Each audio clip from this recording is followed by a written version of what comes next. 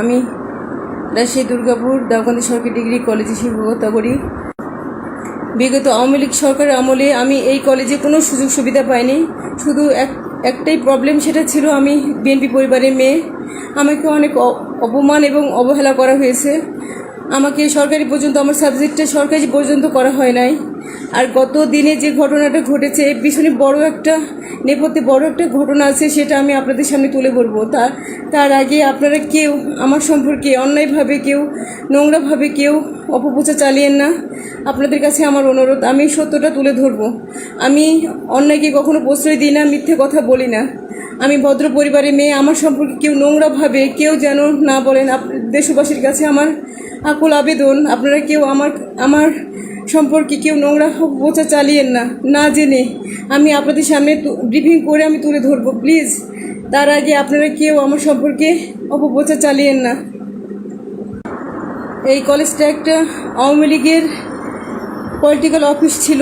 এখানে কোনো প্রাতিষ্ঠানিক একাডেমিক কোনো কার্যক্রম হতো না। এখানে অধ্যক্ষ এক্স প্রিন্সিপাল যিনি ছিলেন, উনি মোজাম্মেল হক স্যার, উনি দুর্গাপুর থানার সাধারণ সম্পাদক ছিলেন। ওনার ইনস্ট্রাকশনে এই কলেজটা পরিচালিত হতো এবং সবাই অর্থ সম্পদ দিয়ে হেল্প করে কলেজটা পরিচালিত করতো এবং এটা একটা পলিটিক্যাল অফিস বানিয়েছিল। আরও অনেক তথ্য আছে এবং ভারপ্রাপ্ত প্রিন্সিপাল যিনি দায়িত্ব নিয়েছিলেন, এনামুল হক পারভেজ স্যার, দর্শন বিভাগ, উনি যে দায়িত্ব নিয়েছিলেন, এনার পিছনে বড় একটা চক্রান্ত ছিল, বড় কিছু ছিল। সেটা হচ্ছে যে স্যারের যে সিনিয়র যিনি ছিলেন রাহিন মজিদ স্যার, ওনাকে ভয়ভীতি দেখিয়ে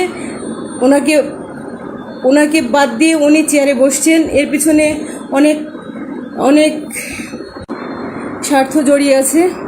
এগুলো আমি সব কিছু আপনাদের সামনে তুলে ধরবো। কলেজে আমাদের ক্যাডার স্যার আসছেন, সরকারি কলেজ, সরকারি ক্যাডার আসবেন, এটা স্বাভাবিক। ক্যাডার স্যার আসছেন, এটাই তাদের একটা প্রবলেম, এটাই হচ্ছে তাদের একটা স্বার্থে ব্যাঘাত ঘটেছে।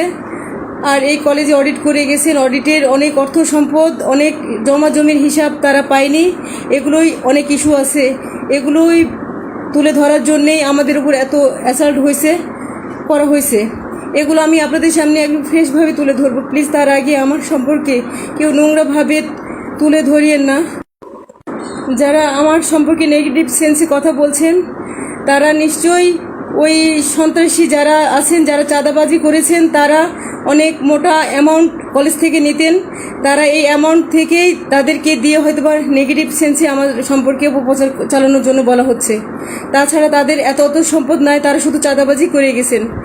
আমি এই সত্যগুলো আপনাদের সামনে তুলে ধরবো। তার আগে আমি আবারও রিকোয়েস্ট করছি, কেউ সম্পর্কে নোংরাভাবে না তুলেন। আমি একটা ভদ্র পরিবারের মেয়ে। আমার অনেক মান সম্মান নিয়ে আমি সত্য কথা বলা, আমি সঠিক কথা বলা এবং স্বচ্ছতা বজায় রাখা, এসব আমার কাজ। আমি কখনো অন্যায়কে প্রশ্রয় দিই না। আপনারা এসব না জেনে, আমি সঠিক কথা, সঠিক নিউজটা না জেনে কেউ এসব ভুল